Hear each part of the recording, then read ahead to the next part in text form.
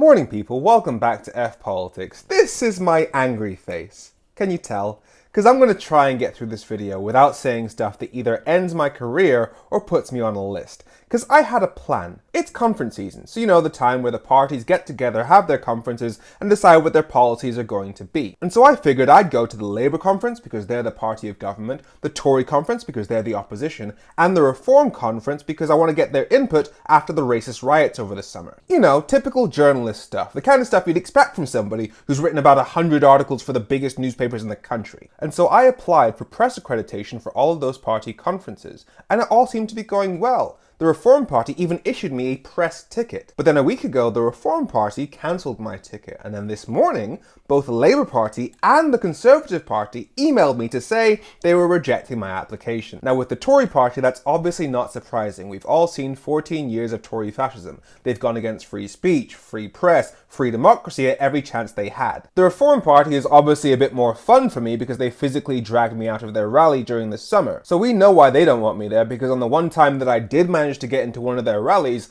I got several of their politicians to admit that Brexit, the main policy of their party, was making us poorer, and that if the Reform Party ever got into power, they would make us even poorer still. We're getting poor for a variety of reasons, of which Brexit is one. Sometimes you have to take a little pain with some things for it to work. Not to mention, I've got all the receipts on just how racist that party actually is. So of course the Reform Party doesn't want me at their conference because I'd expose them again. But the one that really bothers me is, of course, Labour. Because the reason they gave for rejecting my application is that they couldn't find evidence of me being a working journalist with a political portfolio. And so I replied to them with links to the official Femi pages on The Independent, The Guardian, the iNewspaper, The Metro. I also included a bunch of screenshots of the articles I've written, all of which to say that the reason they gave for rejecting my press application is demonstrably, easily Googleably proven bullshit. So one can only assume they're rejecting my application for political reasons. So when was the last time the Labour Party rejected me for political reasons? Oh yes,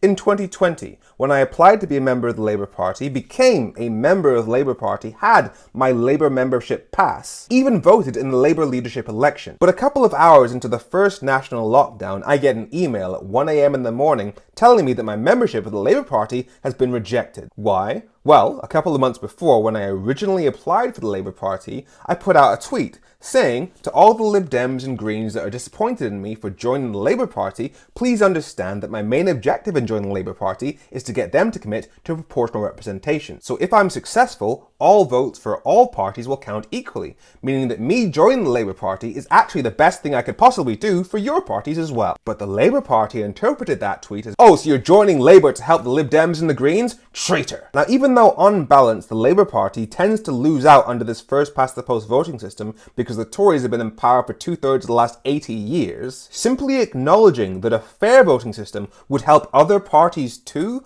was deemed to be a total betrayal of the Labour Party. Just think about how tribal Labour has to be to think like that, especially when over 80% of Labour Party members want proportional representation. And given that Keir Starmer is against a proportional voting system, that is a clear conflict between the members and the leadership. So it makes sense to ban me from joining the membership because that would just make Keir Starmer's enemies stronger. So again, I'm not surprised that Labour doesn't want me at party conference this year. It's just insane that they've actually gone through with this. Now I know I've been quiet over the last few months, and that's because I've been working on a huge analysis video of the Labour Party, and I don't want to spoil all of that right now, but what I will say is this. If a party with a minority of the vote gets a majority of the seats in Parliament in pretty much every election, meaning they can do whatever they want because they have a controlling majority, the majority of votes in the country don't actually affect policy. And if the majority of votes in the country don't affect policy, you can't call this a democracy. And in our two-party system, there are only two chances to change that. The Tories will never change that, their membership doesn't want them to change that, but the Labour Party's membership does, meaning that a Labour government is the only chance we get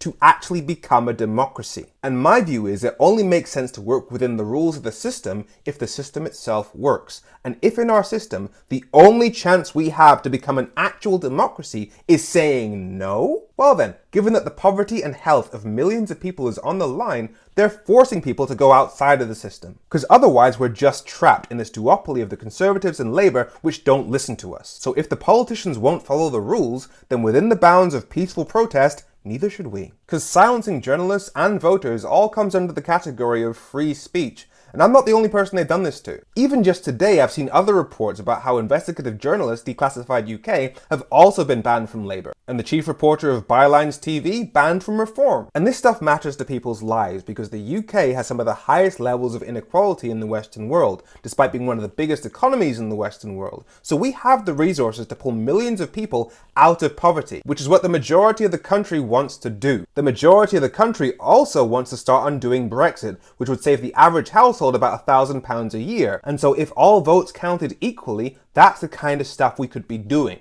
But too many of our main political parties prefer authoritarianism. I'm Femi, make sure you follow F Politics so politics doesn't F you. Have a great week.